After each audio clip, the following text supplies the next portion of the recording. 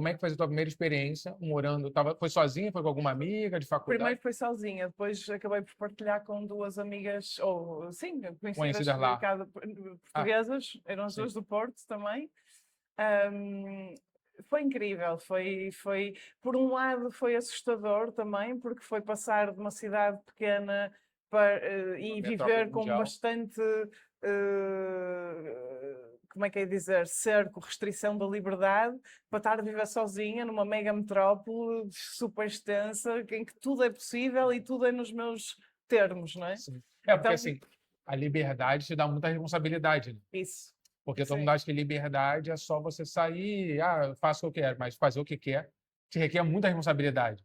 total, Porque tem o que total, tu quer e tem o que tu total, precisa fazer para tu querer, né? total, total. Então, isso eu acho que é uma responsabilidade muito grande. Ainda recentemente estávamos a falar sobre isso porque pronto, tem um sobrinho e ele estava a chegar a essa idade, tem 18 anos, fazer o que eu quiser, e estávamos a ter essa conversa sobre o que é que quer dizer o eu posso. Isso também é típico da adolescência, não é? Eu Sim. posso fazer o que eu quiser. O que é que isso quer dizer, não é? E é como tu dizes, é o eu posso fazer o que eu quiser, vem com uma responsabilidade É gigante. enorme. Nesse caso, para mim, das primeiras que foi muito forte foi. Fui eu que escolhi ir para aquela faculdade, ou sim, tive vaga na faculdade e escolheram-me, mas eu é que tinha decidido fazer uma candidatura também para Belas Artes.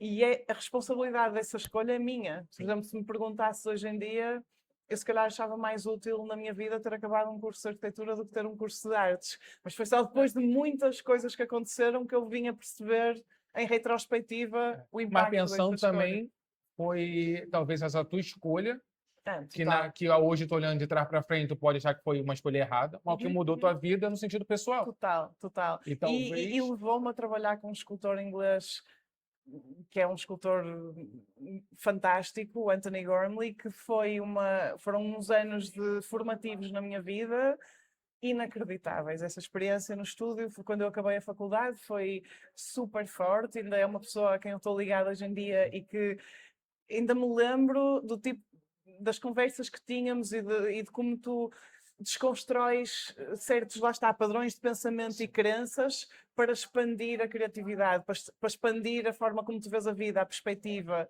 Isso nunca teria acontecido de outra Porque, por forma. exemplo, eu sempre falo, eu também fiz faculdade, fiz um mestrado aqui, fiz intercâmbio antes aqui, estava conversando com um amigo meu também que fez mestrado aqui, agora está no doutorado, tem até uma outra conversa que a gente fez aqui também no podcast. E assim, a faculdade, ela te entrega muito mais do que um papel, do que um diploma, do que as notas, quem estava falando do 13, do 10, do 15, do 20, do 5. Sim. Ela te entrega essa expansão de conhecimento. Conhecimento com pessoas e entra, né, o seu conhecimento. Tipo, você viu naquela época, tu era capaz de viver em Londres sozinha com 20 e poucos anos. Sim. E talvez essa teria sido tua dúvida eterna se não tivesse ido. Sim. Se eu tivesse feito arquitetura, eu ia ficar pensando na tua cabeça, mas será que eu era Não, capaz? esquece, E tu ia claro. ficar, talvez não fosse capaz. Já está agora, quanto tempo tem isso? 15, 20 anos depois, eu pensando, talvez se eu fosse para lá, ia ter mudado minha vida. Sim. E hoje já está no Sim, sim, escritório, sim, talvez sim. podia ser o melhor escritório do Porto, de arquitetura, Sim, eu mas até digo isso mais no sentido, não é? Naquele momento era realisticamente muito improvável ou impossível que eu ficasse no Porto naquela situação.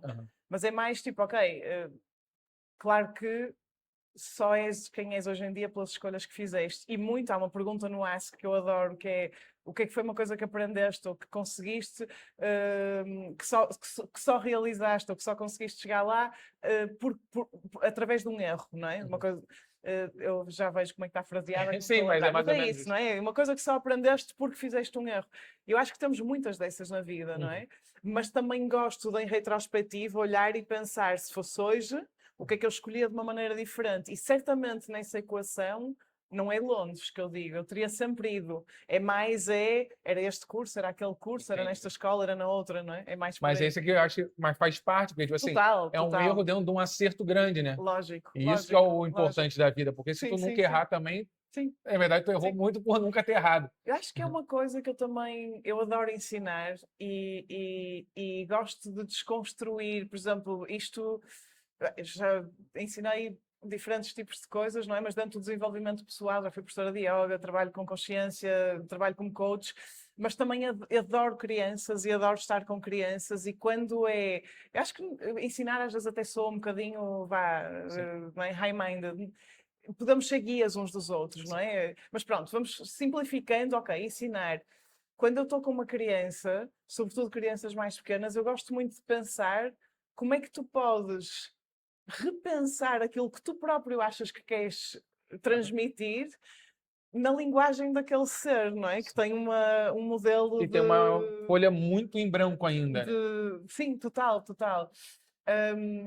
E então, pensando nisso retrospectivamente, já me estava aqui a perder no pensamento, mas é esta questão de olhar para trás. Se eu agora dissesse ao meu sobrinho, não é? Ele diz, vou estudar para Londres, ou quero ir sei lá, para o Japão. Uhum. Eu se calhar já penso como é que tu podes semear pensamento crítico, não para convenceres uma pessoa da escolha que tu achas que é melhor, porque a que eu acho que é melhor nunca vai ser a tua. Exatamente. Eu estava até vendo esses dias que, assim, eu acho que tem uma frase, se eu não me engano, de Marco Aurélio, histórica, que é o seguinte, que só pode dar um conselho para alguém quando tiver com a tua vida perfeita, tua família perfeita e tudo, e teu futuro estiver perfeito. Ou seja, tu nunca pode dar um conselho para alguém. Nunca, lógico, Entendeu? lógico. Porque tu nunca vai chegar nessa Lógico, perfeição. Então, lógico. nunca se dá um conselho para ninguém. Você Sim. pode dar o teu ponto de vista, Sim, mas que nunca é o do outro. sim.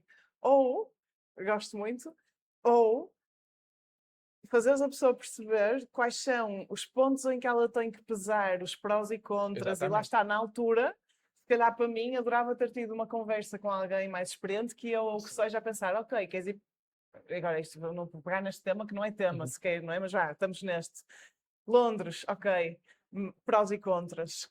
Esta escola ou este curso, prós e contras, e acho que é mais por aí que em retrospectiva nós aprendemos e que se calhar depois com alguém mais novo ou com menos experiência poderias dizer, ok, queres tomar essa decisão, mas estás um bocadinho na dúvida ou etc. Tipo, pensa Não, nestes fatores e aí é a tua decisão. O que você falaria para essa Filipa? Então, Era um isso que eu bocado, tava... exato, um bocado isto que eu estava a dizer. É tipo, ok, prós e contras Queria ter essa disto. conversa de prós e Sim, contras. mas por exemplo, mas meu dizer isso, é isso, há certas coisas que tu só vais saber. É isso. E se tu não fizesse, talvez tu não chegasse Não, nessa nessa Filipa. conclusão. Lógico, É isso. lógico. E Sim. passando nessa de Londres, você falou também que acompanhou ele, foi Brasil, Nova York, foi tudo isso, que foi acompanhando esse teu... Sim. Então, não, como é que é escultor Ele, que falam? ele é um escultor, Então, mentor, praticamente. sim, foi. Então, sim, eu tive muita sorte no curso em Londres de poder fazer um intercâmbio com outro estudante, ou seja, literalmente trocamos de escola e de casa. E eu estava em Londres, fui para Nova Iorque e ele veio para Londres. E aí foi a experiência da escola em si, porque fui para uma escola lá que tinha o Pratt Institute, que tem uma equipa de técnicos de ensino inacreditável, por isso a parte que eu aprendi de trabalhar com metal, soldar, tudo o que foi escultura mais pura e dura, vem muito mais daí, dessa escola, do que da escola de Londres, que era muito mais conceptual. Entendi. Então isso também foi uma das, digamos assim, a via verde para eu poder trabalhar com esse escultor nessa altura. Eu tinha 2 anos de arquitetura, por isso eu sabia fazer maquetes, sabia fazer desenhos técnicos, e quando entrei no estúdio não havia ninguém com essas capacidades específicas, então eu comecei a ajudá-lo a ele a preparar os projetos grandes, concursos. Foi assim uma sorte enorme, não é? Que é tipo, de repente entras e a Calhou equipa é tudo de dar pequena e certo ali. calhou ali. E então começamos a trabalhar num concurso para uma escultura na Holanda, que foi o projeto que eu trabalhei com ele mais tempo, porque demorou 6 anos desde a idealização e o desenho até ser realmente construído. Chama-se Exposure e está na Holanda, perto de Roterdão. E tem 25 metros. Teve para não acontecer muitas vezes, foi muito trabalho.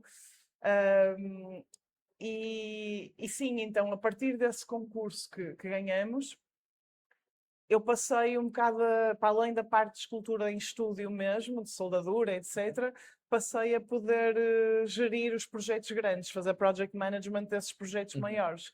E tive muita sorte, porque depois mesmo à distância podia seguir com um pouco dessa parte. E também acompanhei uma fase incrível no estúdio, que foi a transição da escultura só feita primariamente à mão, para muitas obras assistidas por computador. Software simples, que era desenhado para o estúdio, mas que nós já podíamos desenhar também com computadores. E trabalhar com ele é uma experiência única porque nós temos, sim, é o trabalho dele, sim, há uma conversa constante com a equipa toda e com ele sobre o que é que estamos a desenhar, mas também temos muito input criativo. Ele trabalha com muitos jovens artistas que também estão. Mas é uma equipa. Ele nunca se referia a ele Legal. como eu sou eu e o meu trabalho. É uma equipa, não é? Eu fico imaginando, porque eu acho que no final da obra sempre tem o nome do artista, né? Uhum. Mas o artista em si, ele deve reconhecer muito que tem várias mãos ali fazendo aquilo, né? Sim, E não só mãos, como cabeças e sim, pensamentos fazendo aquilo para chegar naquele produto final, assim. sim. E quando tu passa dessa área, ou sempre foi junto, a Uhum, questão dessa tua questão de desenvolvimento uhum. pessoal, de aprendizado, consciência, como é que foi essa...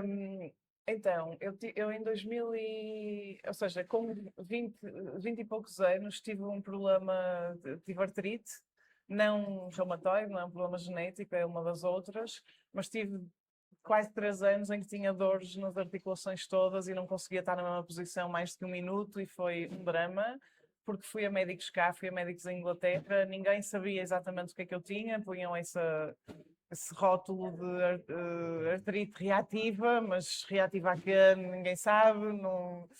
E pronto, e foi super difícil porque eu não me consegui curar através da medicina alopática, Medicina digamos, tradicional, assim. tradicional.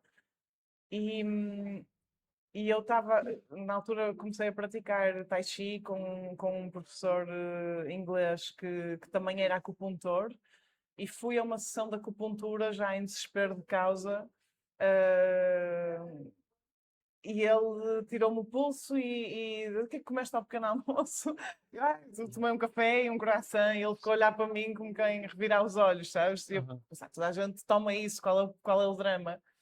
E foi ele que me puxou para toda uma aprendizagem que eu faço até hoje sobre saúde, sobre alimentação, mudei radicalmente o meu estilo de vida dessa altura.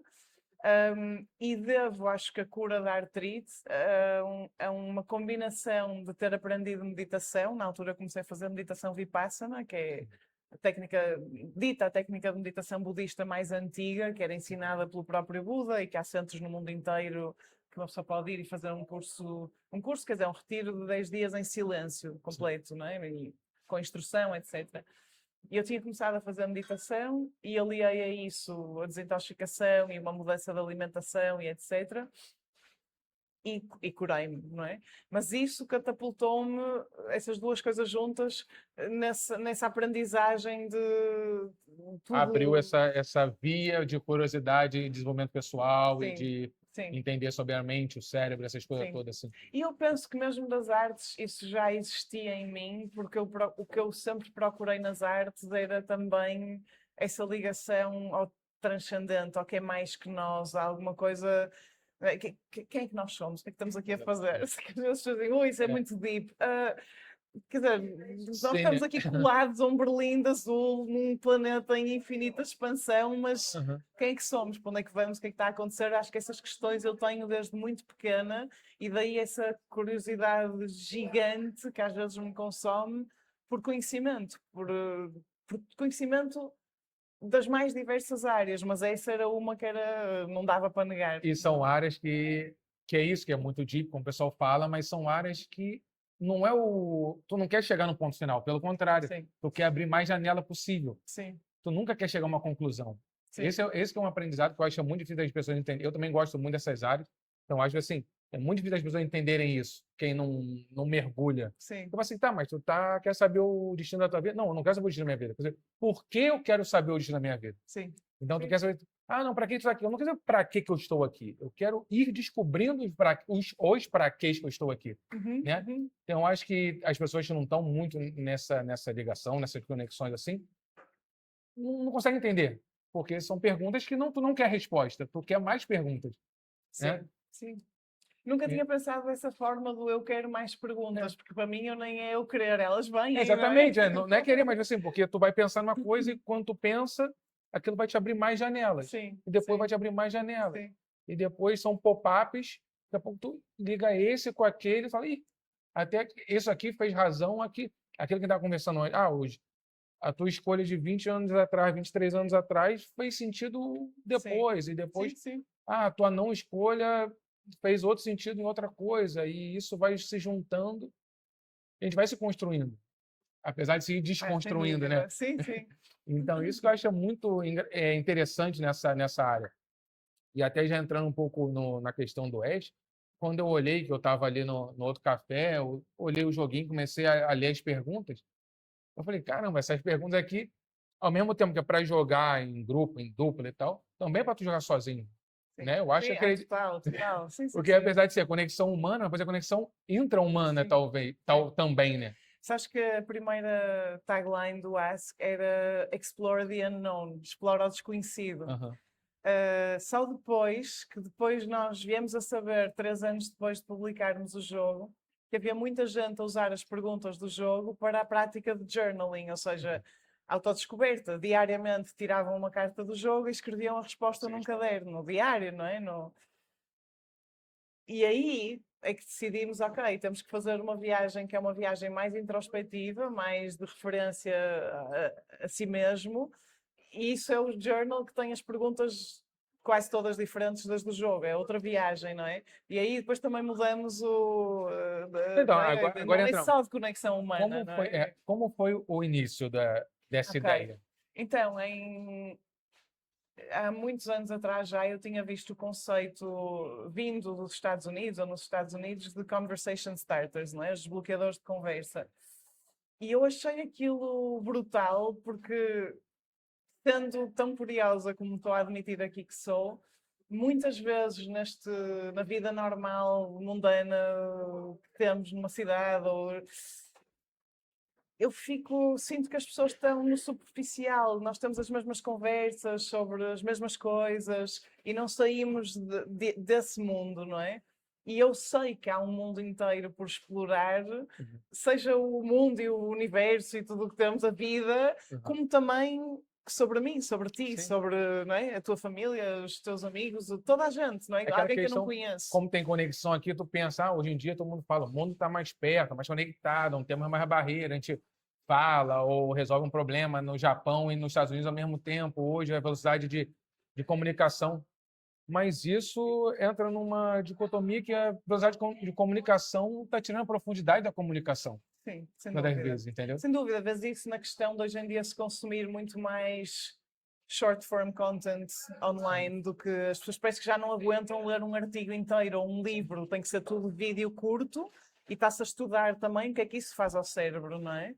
Mas mesmo nessa questão do mundo hiperconectado, nós temos também referenciado alguns estudos nas nossas redes e assim, as newsletters e tudo, que a epidemia da solidão é cada vez maior. Muita gente sente-se brutalmente sozinha Né? nas nossas cidades Mesmo cheio de gente em volta. cheio de gente em volta e constantemente ligados nas redes, Sim. não é? Teoricamente estás ligado, mas não é? Não estás perto de pessoas, eu Sim. diria, isto Não, ou então, aqui às vezes, não é ou até às vezes substituível. até a barreira não é a distância física. Porque às vezes não tem distância física, Sim, mas é sim, a distância sim. de conexão, né? Total, mas ia falar também da distância física, porque até essa, muita gente hoje em dia está a viver isolada, e podemos tocar na questão da pandemia, por exemplo, Uhum. em que há um isolamento social e que tu perdes espaços de partilha, mas também perdes o toque, não é? E Exatamente. isto é essencial ao ser humano. Nós Isso somos foi sem só o ser humano chegar onde chegou, né, inclusive. completamente. É sabido que um recém-nascido, se tu lhe deres de comer e o alimentares nos primeiros dias, mas não lhe tocares, ele morre. Há muito aqui, não é? A parte do Claro. toque é essencial.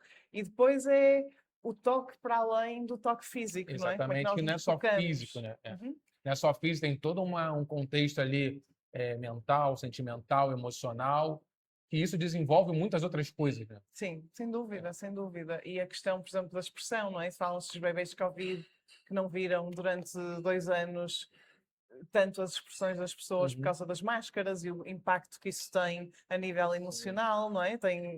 Mas bem, voltando à questão de como é que o Ask apareceu, eu tinha visto esse conceito de umas cartinhas que tu punhas com uma pergunta onde quiseres, numa mesa. Eu disse, caramba, então com uma perguntinha em cada lugar de uma mesa eu posso semear temas de conversa completamente fora da caixa e diferentes para as pessoas explorarem e conectarem e descobrirem-se umas às outras. Isto é espetacular. E comecei a colecionar perguntas das mais diversas áreas e cantos e a desenvolver as minhas também, mas muito também ia descobrindo. E comecei a fazer uma base de dados e depois tinha uma caixinha Tupperware com perguntas impressas em casa, não é? Que comecei a usar nas sessões de coaching e a ver o impacto também na autodescoberta e no desenvolvimento pessoal. E depois em 2020 há um célebre jantar com os meus pais e irmãos. Estávamos pela primeira vez juntos em férias, os 5, que já não estávamos há quase 20 anos. Somos uma família próxima, mas depois cada um está num lugar diferente, não Mas as aconteceu. férias já tinha sido depois da pandemia, ali, no meio da Já pandemia. foi no meio da É. pandemia, exato. Naqueles Em primeiro 2020. verãozinho que deu Sim, uma primeiro verão. aberturazinha. Isso. A gente muito perdido também com o que poderia acontecer, então esse Sim. desespero pela volta da Sim. conexão, de estar junto, né? Sim. Então, nesse jantar, sentamos à mesa e, passado 5 minutos, está as mesmas dinâmicas de sempre, as mesmas peguinhas familiares de sempre. E eu fiquei super triste com o que estava a acontecer, a pensar, caramba, aqui estamos a ter uma oportunidade de conexão e o pessoal entra em piloto automático, não é? Sim. É sempre a mesma coisa. Entra desde aquele Natal de 95 até hoje, a mesma coisinha. E tu vês isso mesmo nas relações, não é? Sejam românticas ou não. Pensa numa relação romântica ou numa relação com amigos teus. É raro nós darmos espaços, porque o cérebro humano tenta economizar, não é? Sim, Nós sim. somos Entra seres em de hábitos. conforto, É, ok, isto funciona, eu vou com isto. velocidade de Até... cruzeiro e Exato, tá bom. está feito. E como é que tu consegues quebrar o padrão, não é? Quebrar o guião típico, não é? E introduzir uma coisa que muda a rotina, não é? E que nos faça ter momentos de expansão e de. Ei, espera, nunca tinha visto isto assim. E nesse caso foi: olha, não sabia isto sobre mim, nem sobre ti. Uhum. E E com nesse pessoas jantar, que convivem, que são de famílias, total, isso acontece. próximas, não é? E eu, nesse momento, lembrei, mas eu tenho a caixinha comigo. E disse, vamos fazer um jogo. E pus aquilo em cima da mesa e começamos a jogar. E em 5 minutos a dinâmica estava... Os temas mudaram. Descobrimos sonhos dos meus pais que nunca soubemos. E não é tipo, eles se esconderam de nós. Não, era... Nunca Falamos, teve nem meu pai se essa calhar nunca abertura, né? pensou qual era a casa de sonho dele. Ou a minha mãe, qual era a viagem de sonho dela. Uhum. Sei lá, se alguma vez pensou nisso... E Porque comecei ela também entra num modo automático que tá ali, trabalha, chega em casa, tá com o marido, tá com os filhos, cria. E tu vai entrando em modo automático, tu não para pensar nisso, né? E seja em coisas grandes, um sonho de viver, seja em coisa pequena, e amanhã? E o que eu vou fazer depois de amanhã? E aproveitar esse dia. E às vezes tu só quer saber o dia de amanhã, tu não tá aproveitando nada de hoje. E estás adormecido em piloto automático, estás a ser guiado inconscientemente pelas decisões todas e hábitos da tua vida, não é?